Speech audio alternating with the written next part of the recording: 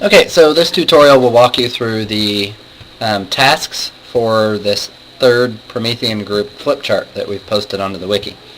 So let's get started. I'm just going to go to that blank page, the sandbox, where we're going to do the activities. And you'll notice in the notes up here that the directions for doing these tasks are in the notes. So feel free to use that. You can also open the notes by clicking over here. But at any rate, task number 1 says to use the pen or highlighter to create an annotation to play with. And so, there it is. And then use the shape tool to create an object big enough to cover your annotation. So about yay big. That's big enough to cover the annotation. And then use the object browser to move the shape to the top layer and the annotation to the middle layer. So let me do that. I'll go ahead and leave them like that so we can see the effects here as we... Okay, the object browser is this third one in, and you'll see we've got pen there. I'm going to move that to the middle layer.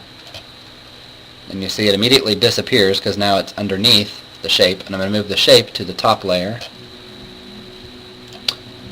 Okay. Now it says use magic ink to erase the shape and see the annotation.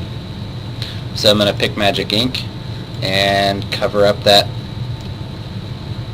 box with it, so now I can see the annotation. Now remember from what you learned in the flip chart earlier that really this is just another object that you can't see, but it's still there, and it allows us to see through anything on that top layer. So by moving that box to the top layer, now it is see-through and we can see what's below it. That would be it for task number 1. It says, let's see. Notice that the annotation must be moved to another layer or it too will be covered with the magic ink. So let's just explore that, shall we? Take this, here's our pen mark. If we leave that on the top layer, even underneath this shape, we can still cover it up. But this annotation then sees through everything on the top layer, including that annotation. So that's why it has to be moved to another layer.